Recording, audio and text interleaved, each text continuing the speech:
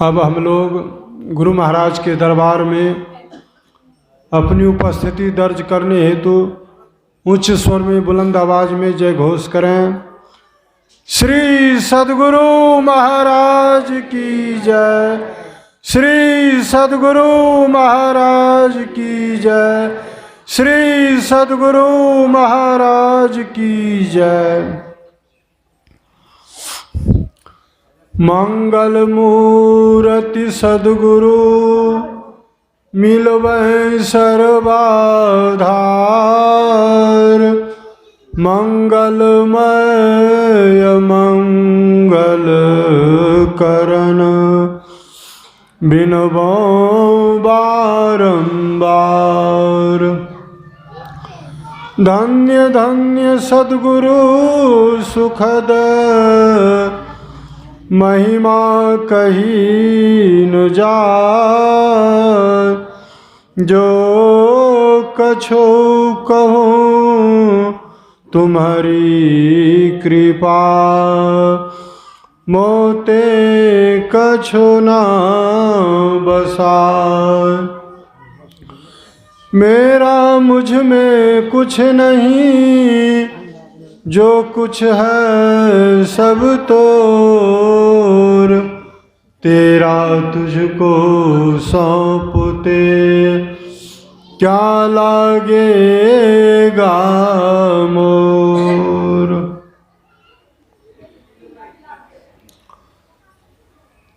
अव्यक्त रूप में त्रैकाल स्मरणीय परम पूज्यपाद अनंत श्री विभूषित परमाराध्य सद्गुरु महाराज के पावन पाद पद्मों में कोटि सह नमन। व्यक्त रूप में मंचासीन सादानंद बाबू एवं साधु समाज एवं यत्र तत्र शेकत्र सत्संग प्रेमी महान भाव सज्जन वृंद, धर्मशीला माताओं एवं भक्तिमती बहनों एवं प्यारे बच्चों, सिया राम मैं सब जग जानी, करो प्रणाम जोरी जुग पानी।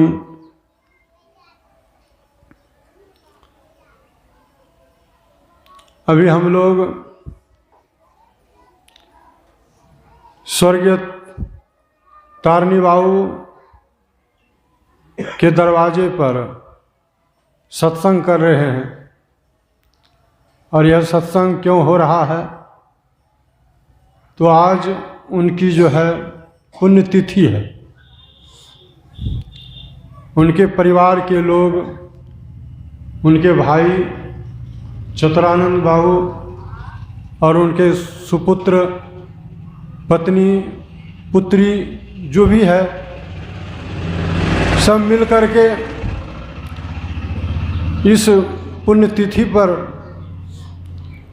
तारनी बाबू को याद कर रहे हैं और सत्संग करवा रहे हैं।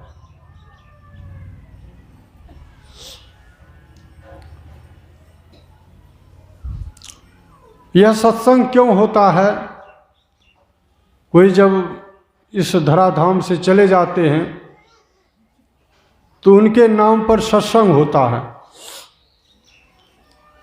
कोई शरीर छोड़ देते हैं तो उसके नाम पर श्राद्ध क्रिया भी करते हैं। श्राद्ध क्रिया के बाद जो है सत्संग भी करवाते, जो सत्संगी होते हैं। सत्संग क्यों करवाते हैं?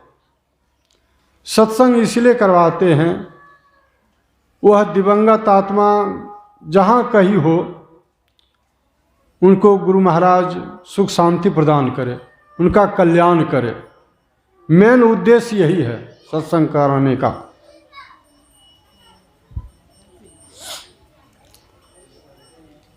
और सत्संग से ही यह लाभ होता है और दूसरा कुछ करने से नहीं।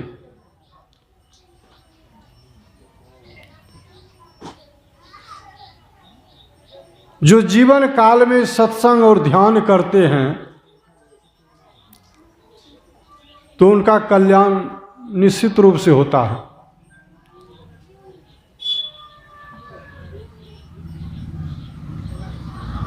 गोस्वामी तुलसीदास जी महाराज रामचरितमानस में लिखते हैं कि कर्म प्रधान विश्व करी राखा, जो जस करहि सो तस फल चाखा। इस संसार में कर्म ही प्रधान है। जो जैसा कर्म करते हैं उसको वैसा फल मिलता है। कर्म दो तरह का होता है, एक अच्छा कर्म, दूसरा बुरा कर्म। अच्छा कर्म को पुण्य भी कर्म भी कहते हैं और बुरा कर्म को पाप कर्म कहते हैं। अच्छा बुरा यही दो कर्म।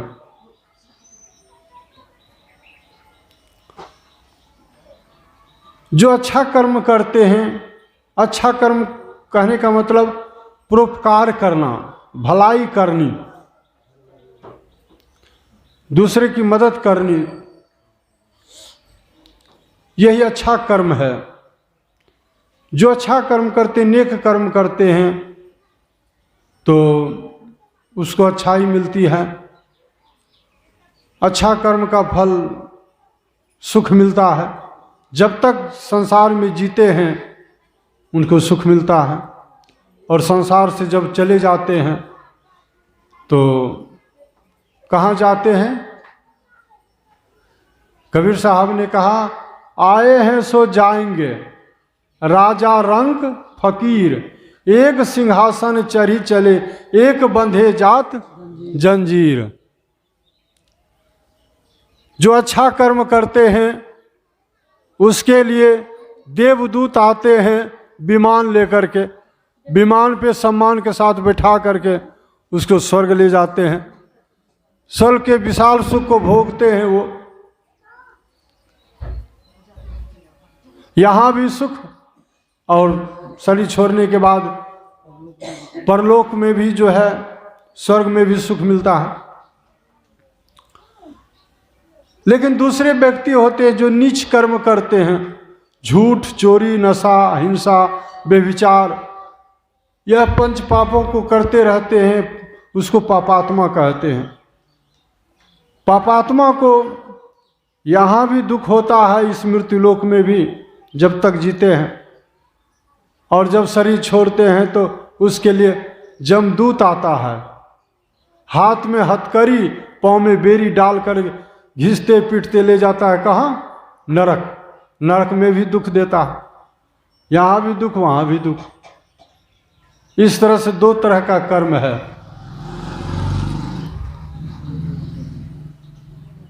अष्टादश पुराणेषु व्यासस् वचन द्वयम् परोपकाराय पुण्याय पापा परपीडनम। व्यासदेव मुनि ने 18 पुराणों की रचना की है, जिसमें दो ही बातें रखी है। पहली बात है परोपकार करना पुण्य है, और दूसरे को पीड़ा देना पाप है। गोस्वामी तुलसीदास जी महाराज ने भी कहा, तुलसी यह तन खेत है, मन बच कर्म किसान, पाप पुण्य दु बीज है, बोए सोलू ने निदान। यह शरीर जो है ना, तुलसी यह तन खेत है। यह शरीर क्या है? एक खेत है। जैसे बाहर में खेत है ना, इसी तरह शरीर को भी खेत माना, शरीर खेत है। तुलसी यह तन खेत है, मन वच कर्म किसान। तीन तरह का किसान है, तीन तरह से कर्म करते हैं, मन से, वचन से और कर्म से। किसी को मने मन गाली देते हैं, किसी से दुश्मनी रहती है तो मने मन गाली देते हैं, तो यह समझिए कर्म हो रहा है। बोल बोल के भी गाली देने लगते हैं। ऐसी भी नौबत आ जाती है कि मारपीट भी हो जाती है, शरीर से कर्म हो गया। यही तीन तरह के कर्म जो है ना, यह किसान है। बीज क्या है? पाप पुण्य बीज है, बोए सो लूने निदान। पाप कर्म करें या पुण्य कर्म करें, यही दोनों बीज है, जो बोएंगे वो मिलेगा। तो इस तरह से यह दो तरह का कर्म है, जो जैसा कर्म करते हैं उसको वैसा फल मिलता है। तो इस तरह से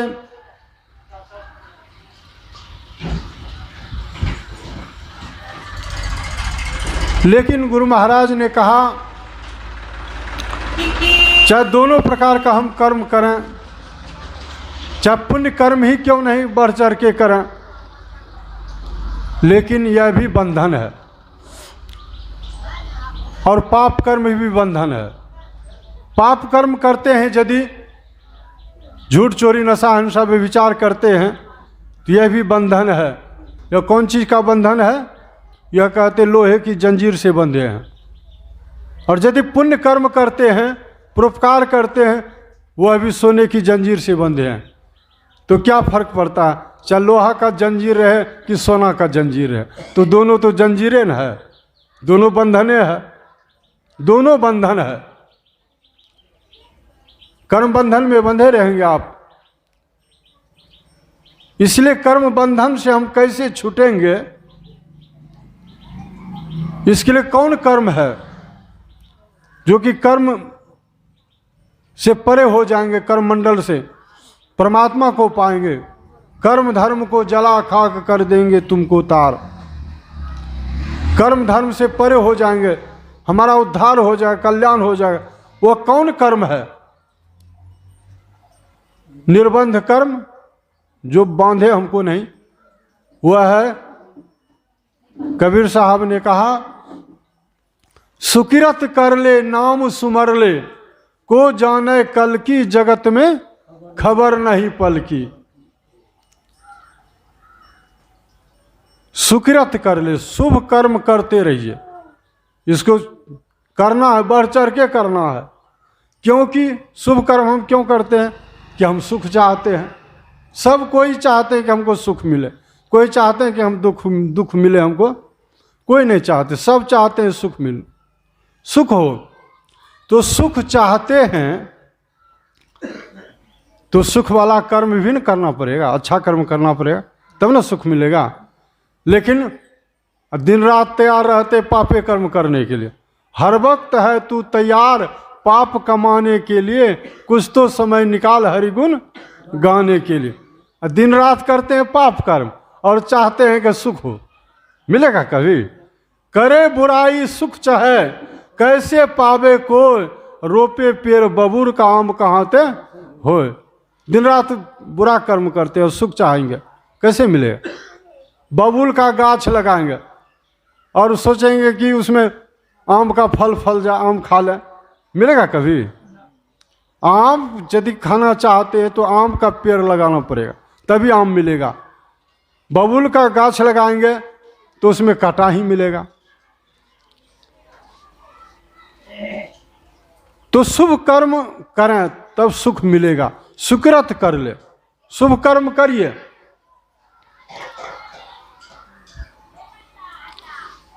और साथ में कि एक रंग रखिए ना, साथ में क्या जाता है जरा सा विचारिए तो। सोचो साथ क्या जाएगा, क्या जाएगा साथ में? कितनों धन जमा कर लें, परिवार बसा लें, मकान दुकान जमीन जायदाद बैंक बैलेंस कर लें, कुछ कर लें, अरबपति खरबपति बन जाए, क्या एक फूटी कौड़ी भी नहीं जाएगी।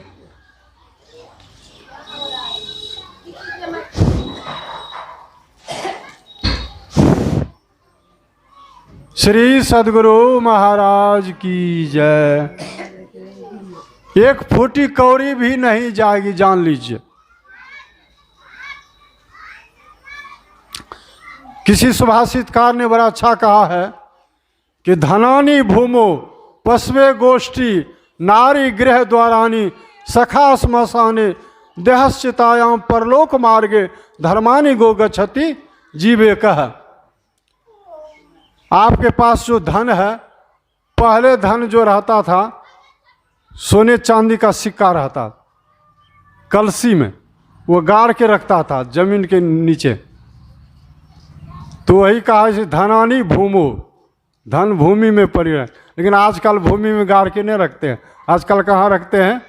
बैंक बैलेंस करते हैं। तो इसलिए कहना चाहिए धनानी बैंको, जो बैंक के बैलेंस रह जाएगा, आप चले जाएंगे। धनानी भूमो पशुए गोष्ठी, पशु जो है गाय बैल हाथी घोड़ा, यह भी धन है। पशुशाला में बंधी रह जाएगी, वो साथ नहीं जाएगा। धनानी भूमो पशुए गोष्ठी, नारी गृह द्वारानी, आपकी नारी जो चंद्रमुखी नारी है, सुंदरी नारी है, जब आप शरीर छोड़िएगा तो वह कहाँ तक निभाएगी? रोती धोती द्वार तक जाएगी, इससे ज़्यादा न।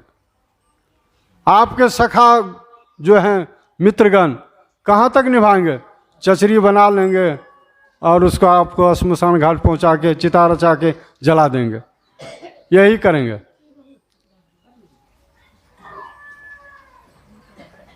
उसके बाद आपका शरीर कहाँ तक जाएगा? शरीर जल के राख खाक हो गया। कितना प्यारा शरीर, सबसे प्यारा शरीर, प्राण और शरीर से प्यारा कुछ नहीं। शरीर की 3 गति हो जाती है। जा दिन मन पंछी उड़ी जई हैं, ता दिन तेरे तन तरवर के सबे पात झरी जई हैं। या देही का गर्भ न कीजे, श्यार काग गिद्ध खई हैं। 3 नाम तन विष्ठा कृम हो, ना तर खाक उड़ई हैं।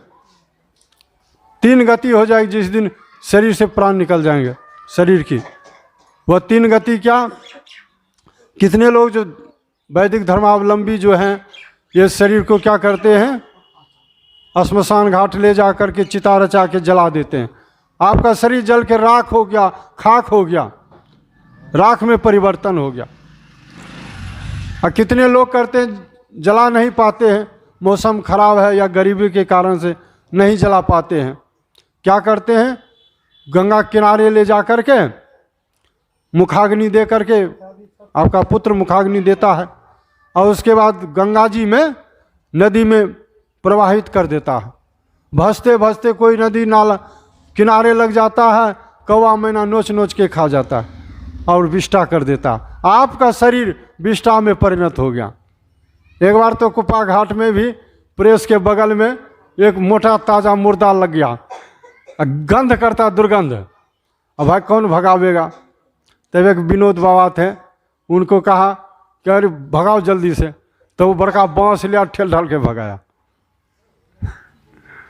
तो इस तरह से आपका शरीर जो है विष्ठा में परिणत हो जाएगा।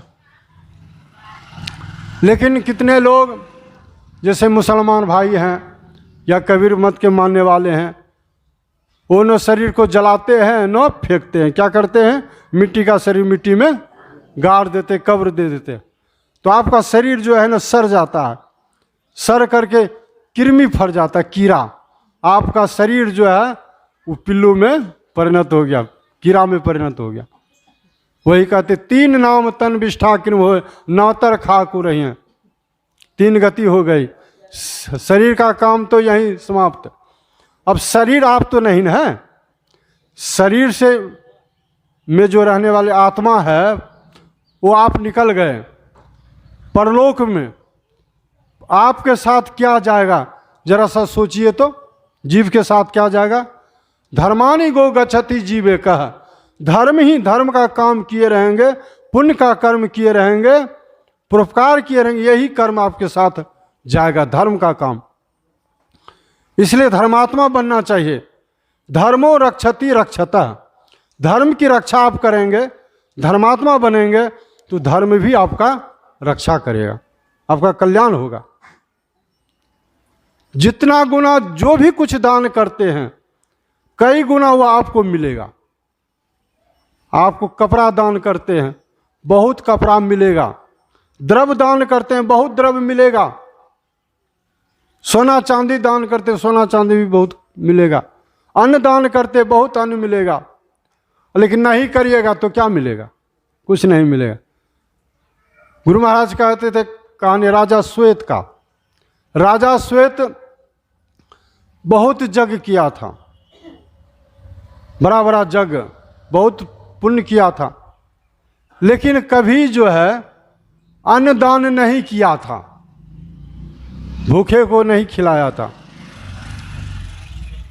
पलटू साहब ने भी कहा, कबों सत्संग न कीन्हा, भूखे को ना ही कुछ दीन्हा, माया हो मोह में झूले, कुटुंब परिवार लखी फूले। यह भी सुना रहे थे शारदा बाबू। सब फूलते हैं, अभिमान है, 5 बेटा है, 20 पोता है, कमी है, धन संपत्ति जमीन जायदाद कुछ कमी नहीं है, लेकिन कुछ साथ जाने वाला नहीं है। जान लीजिए, सबसे बड़ा धन क्या है? गुरु महाराज ने कहा सबसे बड़ा धन है दृढ़ भजन, धन ही खास हो फिर त्रास क्या करे। सबसे बड़ा धन है यह नाम भजन। यदि दीक्षा लेके भजन करते हैं, यह सबसे बड़ा धन है। यह धन आपके साथ में जाएगा। कबीर वह धन संचिए जो आगे को होए, शीश चढ़ाए गांठरी जाते न देखा कोई। वह धन जमा करिए जो साथ लेके जाइएगा। वह ध्यान भजन है। यहाँ का धन तो यहीं रह जाएगा, एक फुटी कौड़ी भी नहीं जाएगा। इसलिए वह राजा श्वेत जो है बहुत जग तो किया, तो बहुत पुण्य किया था, लेकिन कभी दान नहीं किया, अन्न दान नहीं। जब उसका शरीर छूटा तो उस पुण्य के प्रभाव से उसको ब्रह्मलोक की प्राप्ति हुई। ब्रह्मलोक, ब्रह्मा का लोक, तो वहाँ गए, ब्रह्मलोक की तो प्राप्ति हो गई, लेकिन वहाँ जैसे गए, लेकिन वहाँ पर उनको भूख सताने लगी। क्या खाएं? कभी तो अन्नदान किया नहीं, तो क्या था, तो भूख सताने लगे, क्या खाएं? तो ब्रह्मा जी से कहा कि हे ब्रह्मदेव, मैं क्या खाऊं, हमको बतावें। कहा कि तुमने कभी अन्नदान नहीं किया, इसलिए तुमको भूख सता रही है, तो क्या खाएं? बिना खाए तो रहा नहीं जाएगा, खाना जरूरी है। कहा कि क्या देखते हो, जा तुम्हारा जो मृत शरीर है ना, मृत्यु लोक में गड्ढा में पड़ा हुआ है, जाओ वहीं जाओ और अपने मृत शरीर को खाओ। तो वह राजा श्वेत जो है रोज विमान पे बैठ करके, दिव्य शरीर है, रोज विमान पे बैठ करके मृत्यु लोक आता था ब्रह्मलोक से, और वह शरीर का मांस खाता था और जाता था। तो एक दिन कहा कि प्रभु यह कब तक यह भोग भोगना पड़ेगा हमको, कब तक यह लाश मुर्दा खाना पड़ेगा। कहा कि देखो कोई संत तुमको दर्शन देंगे तो उनके आशीर्वाद से यह भोग छूटेगा। तब जाकर के एक दिन जो है वह अपने मुर्दा का मांस जो है खा रहा था, शरीर दिव्य था, खा रहा था मुर्दा। एक संत आए, कुंभज ऋषि, जिसका नाम अगस्त ऋषि भी है। अगस्त ऋषि ने देखा शरीर तो दिव्य है लेकिन मुर्दा खा रहा है। अरे कौन है तुम? कहा प्रभु हमको आशीर्वाद दीजिए, यह भोग जो है मेरा छूट जाए, मुर्दा खाना पड़ रहा, मैं राजा श्वेत हूँ। कहा ठीक है, आज से भोग या छूट जाए। तब उस दिन से वो भोग छूटा। तो कहने का मतलब जो दान करेंगे वो कई गुना हमको मिलेगा निश्चित रूप से।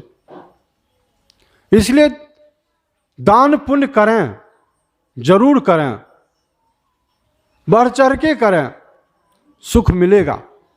लेकिन इसी में लसके नहीं रह जाए, इसी में फंसे नहीं रह जाए, इससे आगे बढ़ना है। आवागमन के चक्र से कैसे छूटेंगे? पुनरपि मरणम पुनरपि जननम पुनरपि जननी जठरे सैनम। बार बार जन्म होता है हमारा, बार बार मरण होता है, बार बार माता के जठराग्नि में हम आते हैं। यही सबसे बड़ा दुख है। जन्मत मरत दुसह दुख हुई, जन्मना मरना सबसे बड़ा दुख है। यह कैसे छूटेगा? इसी को गुरु महाराज ने कहा आवागमन।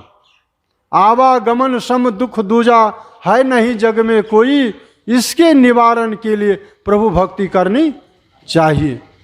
इसके लिए प्रभु की भक्ति करेंगे, परमात्मा की भक्ति करेंगे, तभी ये आवागमन का चक्र छूटेगा, ऐसे छूट नहीं सकता।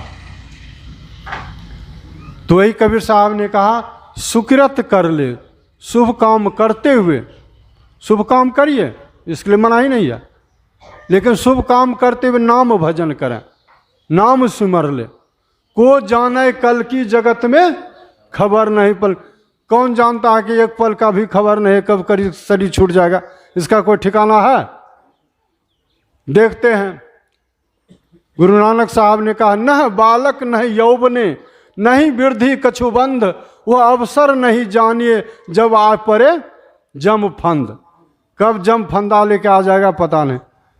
लोग बचपना अवस्था में मर जाता है, किशोरावस्था में मर जाता है, जवान होकर के शादी विवाह किए हैं, नई नवेली दुल्हन लाए हैं, बहुत अरमान, यह करेंगे वह करेंगे, लेकिन बस से ट्रेन से जाते अपनी गाड़ी से दुर्घटनाग्रस्त हो जाते, राम नाम सत, सब अरमान के अरमान धरे रह जाते। और बूढ़ा जो है वह तो जाएगा ही, वो पक्का फल के समान है, कब गा से तू जाएगा।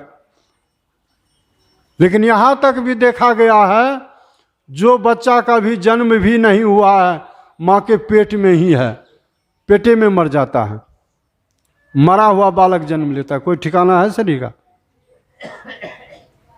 कोई ठिकाना नहीं है। मौत होगी हमारी, यह निश्चित है। दो बातों को याद रख, जो चाहो कल्याण, नारायणिक मौत को दूजो श्री भगवान। मौत को याद रखिए कि एक दिन मौत होगी। जो मौत को याद रखते हैं, जो डरते हैं, डर करनी डर परम गुरु, डर पारस डर सार, डरत रहे सो उबरे, गाफिल खावे मार। जो डरता है वही भजन करता है भगवान का, उसी का उद्धार होता है। नहीं तो गफलत में पड़े रहते हैं, खाने के चक्कर में, पहनने के चक्कर में, खाए खुराका पहन पोशाका, जमका बकरा पलता है, जम बर जाती तोरे छाती, उनसे क्यों नहीं डरता है? खाली खाने के फेर में, जो नहीं खाने का वो भी खाता है, जो पहनने का नहीं वो भी पहनता है। इसलिए भगवान का भजन नहीं करता है। नहीं मुख राम गाओगे, आगे बड़ा दुख पाओगे, राम बिन कौन तारेगा, पकड़ जमदूत मारेगा। कबों सत्संग न कीना, भूखे को नाही कुछ दीना, माया मोह में झूले, कुटुंब परिवार लखी फूले। पूछे धर्मराज जब भाई, बचन मुख नाही कही आई, पलटू दास लखी रोया, और सुघर तन पाए के खोया। अच्छा शरीर पाए लेकिन यूँ गंवा दिए, भजन नहीं किए। उस दिन पूछेगा तो क्या जवाब देंगे? बचन मुख नाही कही आए, कुछ नहीं कह पाइएगा। इसलिए हम लोगों को चाहिए भगवान का भजन करें, इसी में शरीर की सार्थकता है, मनुष्य शरीर मिला है, भजन करें। बड़े भाग मानुष तन पावा, असुर दुर्लभ सब ग्रंथ ही गावा। कहते हैं मौत को याद रखिए, एक दिन मौत होगी निश्चित रूप से। तो मौत होगी तो मौत को याद रखिए। समय निश्चित है, एक दिन हमारी मौत होगी, समय निश्चित है, लेकिन हम लोग नहीं जानते हैं, लेकिन विधाता परमात्मा सब जानते हैं। और कहाँ मौत होगी यह भी निश्चित है, स्थान भी निश्चित है, और किस विधि से मरेंगे यह भी निश्चित है। ये तीन बातें निश्चित है, लेकिन हम लोग नहीं जानते। गुरु महाराज कहानी कहते थे, एक छोटी सी कबूतरी यमराज के आंगन में दाना चुग रही थी, और उधर से यमराज आए, बड़ा गौर से देखा कबूतरी को, तो कबूतरी भी नज़र उठाई, दोनों की नज़र मिली। यह देख करके कबूतरी डर गई कि यमराज हमको देख रहे हैं, पता नहीं कोई दुर्घटना घटने वाली हो, मौत होने वाली हो। डर गई और डर करके वहाँ से उड़ जाती है, और उड़ करके एक गाछ के ठल्ली पर, टहनी पर बैठ जाती है। और उसी टहनी पर पक्षीराज गरुड़ भी था। तो वह डरी हुई थी, थर थर कर रही थी। तो पक्षीराज गरुड़ ने देखा यह डरी हुई है, सहमी हुई है, तो कहा करे क्यों तुम डरी हुई है, क्या बात है? कहा क्या कहे महाराज, ऐसी सी बात है, हम आज यमराज के आंगन में दाना चुग रही थी, यमराज आए, हमको बड़ा गौर से देखा, पता नहीं क्या होने वाली है।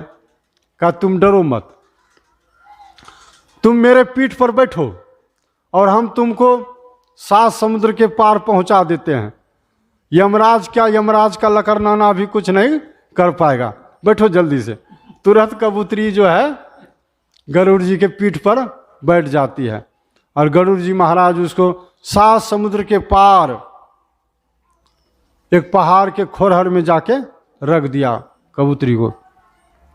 और वहां से फिर आपस आ जाते हैं गरुड़ जी महाराज और आकर के यमराज से मिलते हैं और यमराज से कहते हैं, कहिए यमराज, अच्छा बताइए आज आप उस छोटी सी कबूतरी को क्यों गौर से देख रहे थे? तो यमराज कहते, क्या कहे महाराज, इसलिए हम गौर से देख रहे थे कि उस कबूतरी की मौत जो है ना, आज ही परमात्मा जो है ना उसकी मौत लिख दिया है 7 समुद्र के पार खोरहर में।